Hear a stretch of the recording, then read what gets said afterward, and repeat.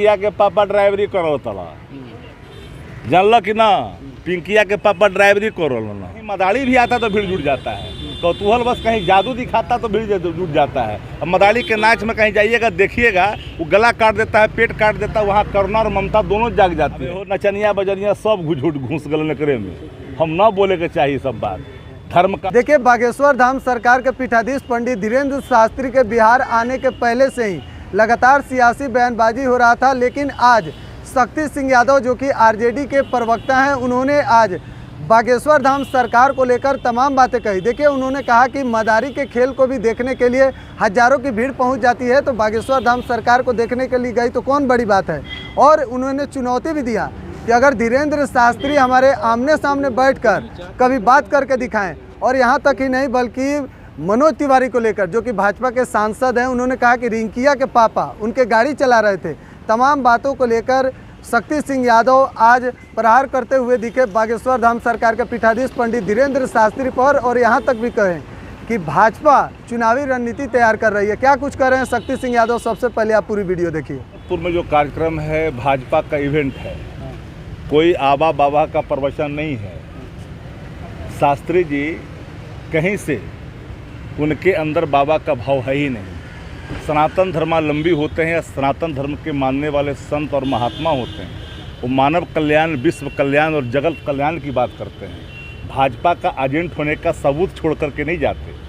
हर भाजपा का सांसद से लेकर केंद्रीय मंत्री तक आरती उतार रहा था, कोई ड्राइवरी कर रहा था, कोई आरती उतार रहा था।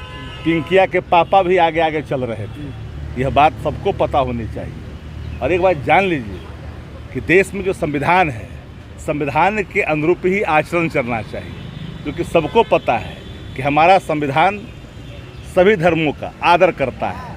हर धर्मों के लोगों को कथा करने का, प्रवचन करने का अधिकार है, लेकिन गैर संवैधानिक बात कतई नहीं होनी चाहिए। ये आसान चीज़ें नहीं है जो लोग बोल रहे हैं। इस देश के अंदर में सनातन धर्मावलंबी को अधिकार है सनातन के प्रचार करने का, लेकिन सनातनी फांसीवाद के पोषक लोग सनातन पर अविश्वास पैदा कर रहे हैं। कोई भगवान का अवतरण कर रहा है। अरे जिस तरह के इनके आचरण हैं और जिस तरह के इनके सजावट हैं और जिस तरह के बहुरूपों का उदाहरण करते हैं, इसके अंदर बाबा के कोई लक्षण है क्या? इसको बाबा कैसे कर सकता है? ये तो कहीं ना कहीं अपने आप में एक अपराध है इस शब्द का उच्चारण करने मात्र में। ये आदमी कहीं से उसके अंदर कोई भक्ति भाव का लक्षण ही नहीं है। अब कहिए कि भीड़ जुटता है तो कौतूहल बस कहीं मदारी भी आता तो भीड़ जुट जाता है, कौतूहल बस कहीं जादू दिखाता तो भीड़ जुट जाता है। अब मदारी के नाच में कहीं जाइएगा देखिएगा, वो गला काट देता है, पेट काट देता है, वहाँ करुणा और ममता दोनों जाग जाती है। इसका मतलब वो भगवान का अवतार तो नहीं हो गया कि सनातन धर्मों का। आप जो है कह रहे हैं बाबा नहीं है, तो आप यही कहना चाहते हैं मदारी हैं? हम तो एक लाइन में कहा कि बाबा के कोई गुण इनके अंदर निहित नहीं है। मेरी चुनौती है कि अगर उनके अंदर ये अहंकार का बोध हो चुका है कि हम बहुत बड़े प्रवचनकार, कथाकार हैं, तो एक अदना सा मैं कार्यकर्ता हूँ। सनातन धर्म के जिस चारों वेद में से 18 पुराण में से जहाँ से भी कथा करना चाहते मंच सजाएं, और एक तरफ मैं कथा करता हूँ, एक तरफ वो। अगर मैं हार गया तो मैं संन्यास ले लूँगा। मैं चुनौती देता हूँ। क्या भाव इनके अंदर है धर्म का जी? धर्म का भाव मानव कल्याण। ईश्वर का वचन क्या है? ईश्वर वाच क्या है? मानव मूल्यों का संरक्षण, मानव मूल्यों का विखंडन ईश्वर वाच नहीं हो सकता। ये सनातन धर्मावलंबी हैं, ये सनातनी फांसीवाद के पोषक लोग हैं। ये लोग धर्म को कहीं ना कहीं आडंबर के में लाकर ढकेलना चाहते हैं। राम रहीम से लेकर करके आसाराम बापू की जगह को प्राप्त करने वाले लोग क्या क्या बोल के जा रहे हैं। मैं तो इस पर चर्चा ही नहीं कर। हम तो कहा बिहार है भैया, हर धर्म के लोग को आने का अधिकार है, आओ जाओ, किसी को कोई परहेज नहीं। बिहार है, बिहार करिए, पर कथा भी करिए, प्रवचन भी करिए। गांव और कस्बों में जग होते रहता है, कथा होते रहता है, अखंड होता है, कहाँ किसी को परेशानी है। लेकिन जिस तरह का ये भाव, जिस तरह का ये वातावरण, जिस तरह का ये बनाया गया, एक इवेंट बनाया, एक भाजपा द्वारा प्रायोजित इवेंट है, ये कोई कथा उठा नहीं है। मैं नहीं मानता जो लोग इसके अधीन जा रहे, जो एक बार जा रहा है ना, वो कई तरह की बात करके वहाँ से निकल जा रहा है।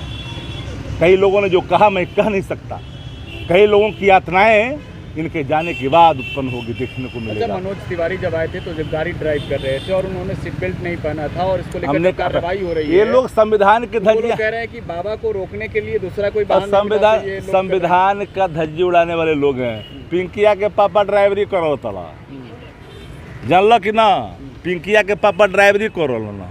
अब एहो नचनिया बजनिया सब झूठ घुस गल नकरे में, हम ना बोले के चाहिए सब बात। धर्म का अपमान होता है तो आहत होता है लोग, धर्म का अपमान है इस तरह। धर्म हमारा सनातन सहिष्णु है, मानव कल्याण के लिए है, जगत कल्याण और विश्व कल्याण के लिए। फिर मैं दोहरा रहा हूँ, जगत कल्याण के लिए है, विश्व कल्याण के लिए है, मानव मूल्यों के विखंडन के लिए धर्म नहीं होता। अगर कोई धर्म के अंदर आडंबर, कोई धर्म के अंदर एक तरह से उन्माद और कोई पैदा करता है उसके नाम पर, तो ये देश के लिए, धर्म के लिए उचित नहीं है। और धर्म तो धारण करने का, किस धर्म को धारण करे, हमारी स्वैधता है। इस स्वैधता को कोई समाप्त करके जबरन हम पर कोई ऐसे थोप दे कोई चीज़, ये कतई हमारी संविधान भी इजाज़त नहीं देता। और हमारा अभिव्यक्ति है ना, हमको कोई ब्लाइंड बना करके आगे ढकेल दे गड्ढा में, मैं मान लूँ, ये कतई आरजेडी के प्रवक्ता शक्ति सिंह यादव को सुन रहे थे। उन्होंने क्या कुछ कहा पंडित धीरेन्द्र शास्त्री को लेकर आपको बता दें। हालांकि आज पंडित धीरेन्द्र शास्त्री के हनुमत कथा का आखिरी दिन है। 5 दिवसीय के लिए आए थे, लेकिन आज आखिरी दिन है, 17 तारीख है और हनुमत कथा का आज आखिरी दिन होगा। पंडित धीरेन्द्र शास्त्री नौबतपुर में तरेत पाली मठ से कथा कह रहे हैं।